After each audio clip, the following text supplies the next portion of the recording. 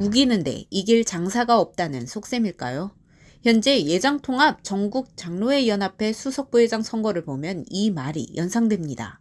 제48회기 수석부회장 선거에 이승철 장로와 최내화 장로 두 사람이 등록 서류를 접수했습니다.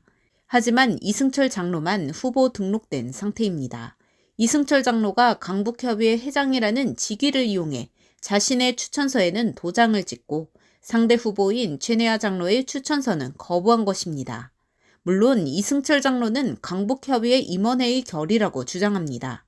하지만 협의회 추천서는 협의회 기여도와 협의회에 소속된 장로임을 확인하는 절차이자 과정입니다. 즉 임원회의 결의가 필요한 것이 아니라 경유기관으로서 추천서를 발급해주면 되는 것입니다. 하지만 이승철 장로는 강북협의회는 경유기관이 아니다 라고 우기는 형국입니다. 만약 경유기관이 아니라고 치더라도 임원회가 최내화 장로에게 추천서를 발급하지 않겠다고 결의한 이유는 무엇일까요? 최내화 장로가 생년월일을 1950년생으로 사용했다는 것입니다. 임원회에서는 남성교회 전국연합회 회장 후보 공보문서 및 기타 서류들을 스크랩해서 확인하기로 하고 1950년생으로 기록되어 있는 것이 확인되면 최내화 장로에게 추천 날인을 하지 않기로 가결했습니다. 그런데 임원회는 최내화 장로의 회장 후보 공보문서나 기타 서류를 확인하지 않았습니다. 단지 공적인 문서가 아닌 광고와 장로수첩 등에 잘못 기재되어 나간 것을 증거라며 최내화 장로가 50년생으로 활동했다고 우기는 형국입니다. 하지만 최내화 장로의 호적에도 여권에도 사업자 등록증에도 총회 각 기관에 낸 공적인 어떤 서류에도 50년생의 흔적은 없습니다. 명확하게 52년생으로 기록되어 있습니다. 모든 공적 서류에 52년생으로 되어 있음에도 불구하고 50년생으로 우기며 밀어붙이는 통에 속수무책으로 당하는 입장에 놓이게 된 것입니다. 게다가 이승철 장로는 강북협의회 임원회에서 결의한 것이라고 우기지만 임원회에서는 50년생을 확인한다는 내용이 있었을 뿐 최내화 장로에게 추천서를 발급하지 않겠다고 결의한 사항도 없습니다. 그럼에도 불구하고 이승철 장로는 최내화 장로가 마치 50년생이라고 사용해온 것처럼 왜곡하거나 강북협의회에서 최내화 장로 추천 불가를 결의한 것처럼 사실과 다른 내용을 문자 발송하며 혼란을 가중시키고 있습니다.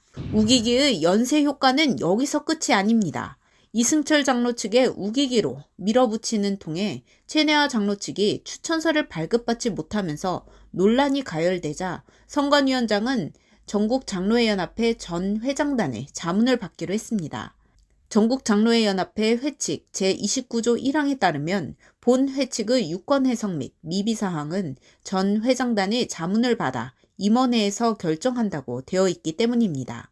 따라서 전국장로회연합회 전 회장단에 수석 부회장 후보자 관련 자문을 구했고 투표 결과 최내화 장로의 후보 등록을 허락하기로 가결했습니다.